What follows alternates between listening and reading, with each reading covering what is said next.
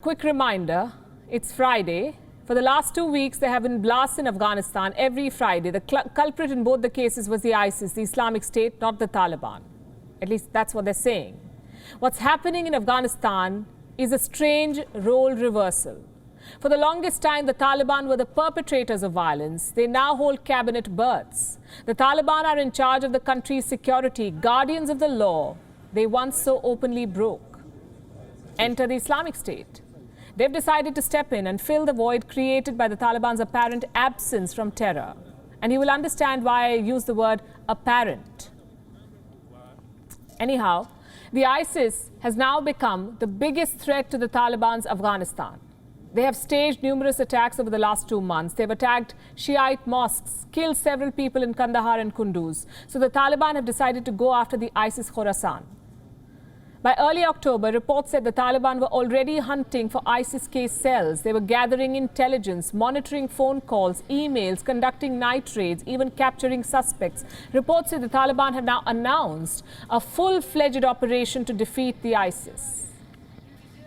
First things first.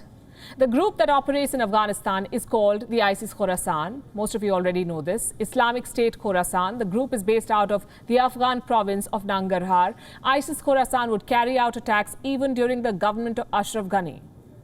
But the frequency and intensity have gone up since the 15th of August, the day the Taliban took over. Now, why is it important for the Taliban to take on the ISIS-K? For the Taliban, the ISIS is a litmus test. If the Taliban manage to neutralize the threat from ISIS, they get to establish their authority. Second, the Taliban also get to portray themselves as a group that's serious about maintaining law and order. Going after the ISIS-K gives the Taliban the chance to send out that signal. To whom?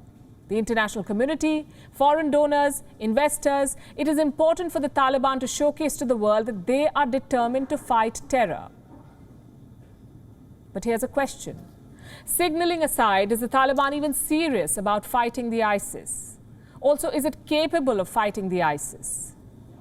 There's a lot that's murky in Afghanistan. Consider last Friday's blast in Kandahar, for example. 47 people died, several were injured.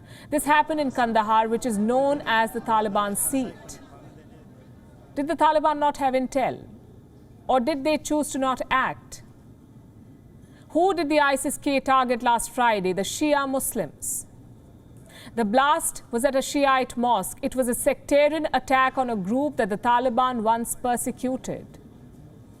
And it's here that experts believe that somewhere the lines between the Taliban, the ISIS and the Haqqani network gets murky. An expert I spoke to earlier this evening termed it as the division of labor.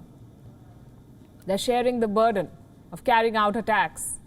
Here's something else we may want to take note of. A lot of ISIS-K members are actually defectors from the Taliban and other regional terror groups, which means the ISIS-K have sympathizers in the Taliban. Going after the group for real could escalate the infighting in the Taliban. It won't suit them. Let's now talk about law and order. Of course, the Taliban wants to portray themselves as upholders of the rule of law. Of course, the Taliban would want the world to think that they're cracking down on terror groups, or that they, the Taliban, and the people of Afghanistan are victims of ISIS-K. That's the narrative they want to push.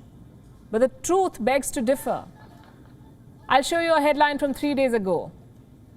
Over 2 months after the Taliban promised peace in Afghanistan, the terror group has not given up jihad. It is offering rewards to suicide bombers, dishing out land in return of bloodshed. The Taliban's interior minister is celebrating a suicide bomber, meeting and greeting his family. So forget taking on another terror group. Are the Taliban even serious about giving up terror? They should drop the pretense of going after the Islamic State. WION is now available in your country. Download the app now and get all the news on the move.